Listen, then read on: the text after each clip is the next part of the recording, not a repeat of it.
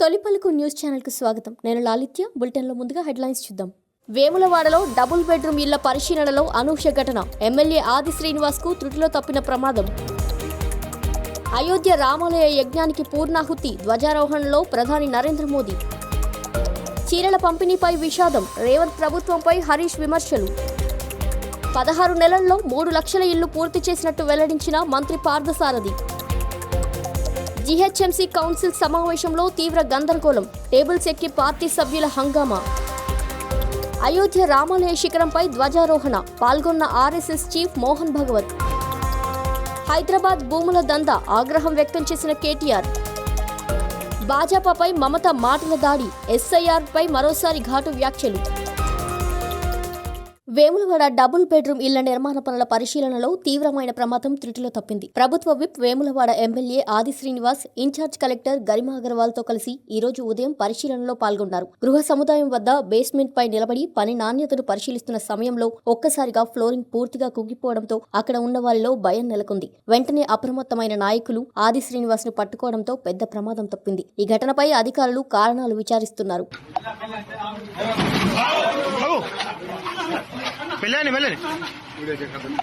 అయోధ్య రామాలయ ధ్వజారోహణ కార్యక్రమంలో పాల్గొన్న ప్రధానమంత్రి నరేంద్ర మోదీ ఆలయ శిఖరంపై కాషాయ పతాకాన్ని ఆవిష్కరించారు. జై శ్రీరామ్ నినాదంతో ప్రసంగం ప్రారంభించిన ఆయన అయోధ్య భారతీయ సాంస్కృతిక చైతన్యానికి ప్రతీకగా మారిందన్నారు. రామాలయ నిర్మాణ యజ్ఞానికి ఇవాళ పూర్ణాహుతి జరిగిందని, ధర్మధ్వజం భారతీయ సంస్కృతి పునర్వికాసానికి సూచిక అని పేర్కొన్నారు. రాముడి సిద్ధాంతాలు ప్రపంచానికి స్ఫూర్తి అని, కర్మ కర్తవ్యాల ప్రాముఖ్యాన్ని ధర్మధ్వజం చాటుతోందని అన్నారు. నిరుపేదలు దుఃఖితులు లేని సమాజం లక్ష్యమని మోదీ తెలిపారు. 5 దశాబ్దాల నాటి సమస్యకు పరిష్కారం లభించిందని, కోట్లాది రామభక్తుల సంకల్పం నేడు సాకారమైందని ఆయన వ్యాఖ్యానించారు.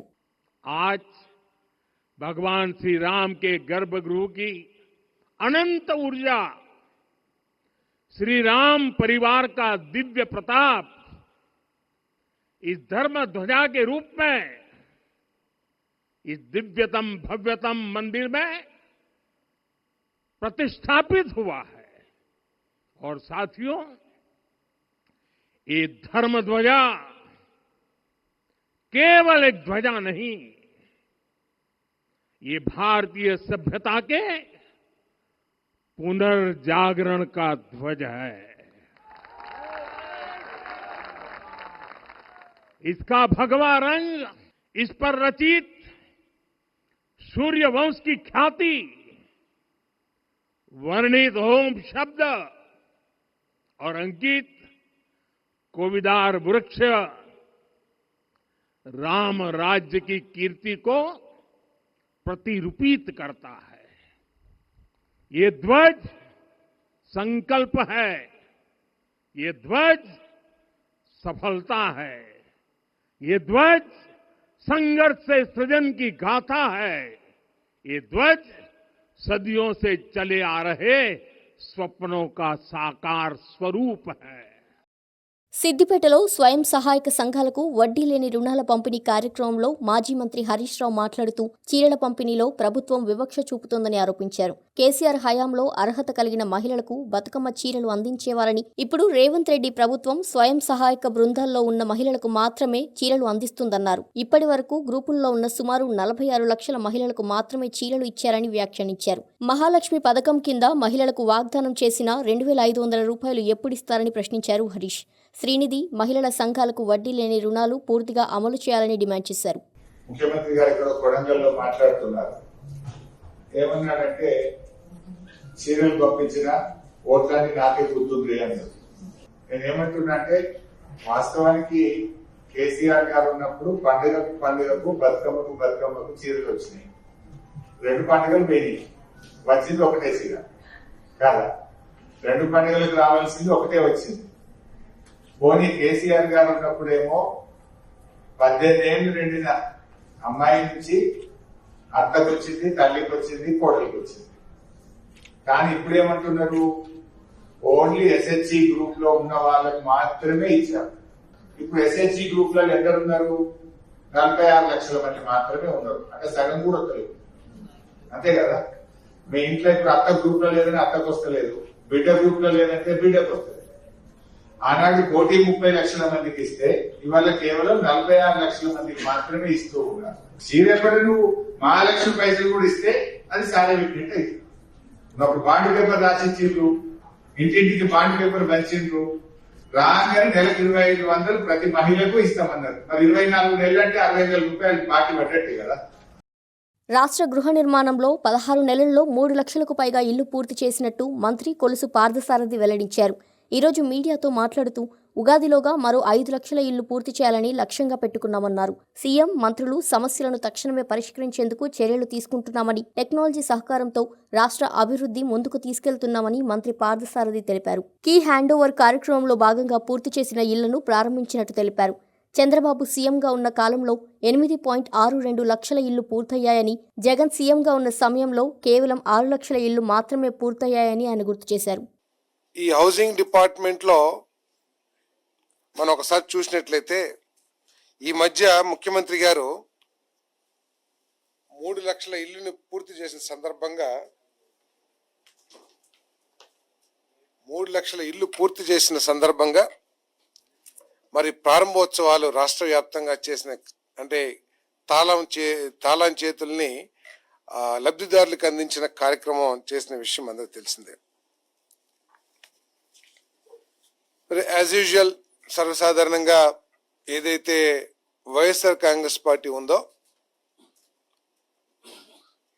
ఆ కార్యక్రమాన్ని కూడా వివాదం చేయటానికి ప్రయత్నం చేసి తామేదో గొప్ప కార్యక్రమాలు చేశామని చేసినట్లు చెప్పుకుంటానికి ప్రయత్నం చేస్తూ ఉంది. 2014-19 5 సంవత్సరాల పరిపాలన, 2019-2024 ప్రభుత్వాన్ని చూసినట్లయితే గృహ నిర్మాణ శాఖకు సంబంధించి 2014-19 మధ్యలో చంద్రబాబు నాయుడు గారు ముఖ్యమంత్రిగా ఉన్న కాలంలో 8,687,000 ఇళ్లను పూర్తి చేశామని చెప్పేసి మనం చేస్తా ఉన్నాను. మరి 2019-24లో జగన్మోహన్ రెడ్డి గారు ముఖ్యమంత్రిగా ఉన్న సమయంలో కేవలం 6 లక్షల ఇల్లు మాత్రమే పూర్తి చేశారని చెప్పేసి కూడా ఈ సందర్భంగా నేను మనవి చేస్తా ఉన్నాను. నేను 5 సంవత్సరాల్లో వైఎస్ఆర్ కాంగ్రెస్ పార్టీ 6 లక్షల ఇల్లు పూర్తి చేస్తే ఈ 16-17 నెలల కాలంలోనే 3,192,000 ఇల్లు పూర్తి చేసిన ఘనత కూడా కూటమి ప్రభుత్వాన్ని అని చెప్పేసి కూడా మనం చేస్తా ఉన్నాను. Greater Hyderabad municipal corporation council ఈరోజు సమావేశంలో తీవ్ర గందరగోళం చోటు చేసుకుంది. వందే మాత్రం, జై జై హే తెలంగాణ గీతాల ఆలాపన సమయంలో మజ్లిస్ కార్పొరేటర్లు కుర్చీల్లోంచి లేవకపోవడం వల్ల బీజేపీ కార్పొరేటర్లు ఆగ్రహం వ్యక్తం చేశారు. వందే మాత్రం పాడితేనే దేశంలో ఉండాలంటూ బిగ్గరగా నినాదాలు చేశారు. ఎంఐఎం కార్పొరేటర్లు ఆందోళనకు దిగారు. ఇతర పార్టీల సభ్యులు టేబుల్స్ ఎక్కి హంగామా చేయడంతో మార్షల్స్ రంగంలోకి దిగి వారిని బయటకు తీసుకెళ్లే ప్రయత్నం చేశారు. ఈ సమావేశంలో సిటీలోని ఎంపీలు, ఎమ్మెల్యేలు, ఎమ్మెల్సీలు హాజరై సభ సజావుగా కొనసాగేలా అన్ని వైపులా ప్రయత్నాలు చేశారు. ఈ సమావేశం ప్రస్తుత పాలకవర్గానికి ముగింపు ముందు చివరి కౌన్సిల్ సమావేశం కావడం ప్రత్యేక గమనార్హం. అయోధ్యలో బాలరాముడి ఆలయ శిఖరంపై ప్రధానమంత్రి నరేంద్ర మోదీతో కలిసి కాషాయ జెండాను రాష్ట్రీయ స్వయం సేవక్ సంఘ్ చీఫ్ మోహన్ భగవత్ ఆవిష్కరించారు. ఈ సందర్భంగా భగవత్ మాట్లాడుతూ రామాలయ నిర్మాణానికి ఎందరో త్యాగాలు చేశారని, వారి పవిత్ర ఆత్మలకు నేటితో శాంతి చేకూరిందని తెలిపారు. 500 ఏళ్ల నిరీక్షణ అనంతరం ఆలయ శాస్త్రీయ ప్రక్రియ పూర్తయి ధర్మధ్వజం, భగవద్ధ్వజం, కాషాయ జెండాను శిఖరంపై ఆవిష్కరించామని తెలిపారు. హిందువులు సత్యం, ధర్మాన్ని చాటుతూ ఈ ఆలయ నిర్మాణంలో భాగమయ్యారని, పూర్వీకుల నమ్మకాన్ని కొనసాగించాల్సిన బాధ్యత మనపై ఉందని తెలిపారు. ఉత్తరప్రదేశ్ గవర్నర్ ఆనందీబెన్ పటేల్, ముఖ్యమంత్రి యోగి ఆదిత్యనాథ్, ఇతర అధికారులు ఈ కార్యక్రమంలో పాల్గొన్నారు. BRS party working president KTR Congress ప్రభుత్వంపై తీవ్ర విమర్శలు గుప్పించారు. హైదరాబాద్లో 9,292 ఎకరాల భూమిని ప్రైవేట్ వ్యక్తులకు అతి తక్కువ ధరలో దారాదత్తం చేస్తున్నారని ఆరోపించారు. గతంలో ఉద్యోగ ఉపాధ్యాయుల కోసం సేకరించిన భూమిని పరిశ్రమలకు ఉపయోగించే విధంగా పాలసీ ఉండగా ఇప్పుడు కేవలం ప్రభుత్వ రిజిస్ట్రేషన్ విలువల్లో 30% చెల్లిస్తే సరిపోతుందని, ప్రైవేట్ లాభం కోసం ఇవ్వడం జరుగుతుందని చెప్పారు. కేటీఆర్ ప్రకారం రేవంత్ రెడ్డి కుటుంబ సభ్యులు భారీ లాభాలను పొందేందుకు ప్రయత్నిస్తున్నారని, ప్రజల భూములను కాపాడడానికి జాగ్రత్తలు తీసుకోవాలన్నారు. ప్రజలను, విద్యార్థులను, నాయకులను హెచ్చరించారు. ఈ సందర్భంగా కేటీఆర్ ప్రజలను, విద్యార్థులను, నాయకులను హెచ్చరించారు. ఈ రోజు రేవంత్ రెడ్డితో పాటు ఆయన మనవడు, ముని మనవడు వరకు కావాల్సినన్ని డబ్బులు సంపాదించుకునే ప్రయత్నంలో భాగంగానే ఈ పాలసీ తీసుకువచ్చారన్నారు. ఈ పాలసీ ద్వారా రేవంత్ రెడ్డి, అంబానీ, అదానీల సరసన నిలవాలని ప్రయత్నం చేస్తున్నట్టు కనిపిస్తుందన్నారు కేటీఆర్. ఇంపార్టెంట్ పాయింట్ ఏంటంటే 9,300 ఎకరాలు అంటే హైదరాబాద్ ఎక్కడ పోయినా మీరు ఈ రోజు 50 కోట్ల కంటే ఎక్కడ తక్కువ లేదు. ఎకరం 40-50 కోట్ల కంటే ఎక్కడ తక్కువ లేదు. 40 కోట్లు వేసుకుంటే 9,300 ఇంటూ 40 అంటే ఎంత? దగ్గర 4 లక్షల కోట్లు. 50 కోట్లు వేసుకుంటే ఒక ఎకరం 9,300 అంటే దగ్గర 4,60,000 కోట్ల నుంచి 5 లక్షల కోట్లు. సో ఈ చిన్న చిత్కా కుంభకోణం కాదు. 4 లక్షల నుంచి 5 లక్షల కోట్ల కుంభకోణం. రేవంత్ రెడ్డి గారి మనవాడికి మునిమనవాడు పుట్టేదాకా, వాళ్ళ మునిమనవాడు పుట్టేదాకా ఆయన డోక లేకుండా అదానీ, అంబానీ ఒకటే దెబ్బల క్రాస్ కావాలని చక్కర్లా ఇవాళ రేవంత్ రెడ్డి గారిని స్టేట్ చేశారు. మరి దీని మీద మాట్లాడకపోతే, దీని మీద కొట్లాడకపోతే, దీని మీద పోరాటం చేయకపోతే రేపుగా ఎలక్షన్లు ఉండవు, ఏముండవు, కొనుక్కునే ఉంటుంది మొత్తం. మీద నిలబెట్టి మనిషికి 1 లక్ష రూపాయలు వాడేసి కొనేస్తాడు రేవంత్ రెడ్డి గారు. ఇది జరగబోతున్న పరిణామం. ఇది ఎలక్షన్ వదిలేయండి. రేపటికి మీకు హైదరాబాద్ లో క్యాంటీన్ పెడదామంటే జాగా దొరుకుతుంది. చూడు ఇవాళ ఫుట్పాత్ మీద వ్యాపారం చిన్న ఇడ్లీ బండి నడుపుకుంటోని, సమోసా బండి పెట్టుకునేమో హైదరాబాద్ దందని కొడుతుంది. ఇది ఇడ్లీ బండి చిన్న చెప్పుల దుకాణం నడుపుకుంటాడు ఫుట్పాత్ మీద కొట్టవతల వారేస్తారు. కానీ వీళ్ళేం చేస్తున్నారు? ఇక్కడ 9,300 ఎకరాలు. దీని యజమానులు అంతా కలిపి ఎంతమంది ఉంటారు? 500-600 మంది ఉంటారు. మరి 500-600 మంది కోసం హైదరాబాద్ లో ఉండే 1 కోటి మంది ప్రజలకు ఇవాళ శటకోపం పెడుతున్నారు రేవంత్ రెడ్డికి. మనం వ్యతిరేకంగా మాట్లాడదామా?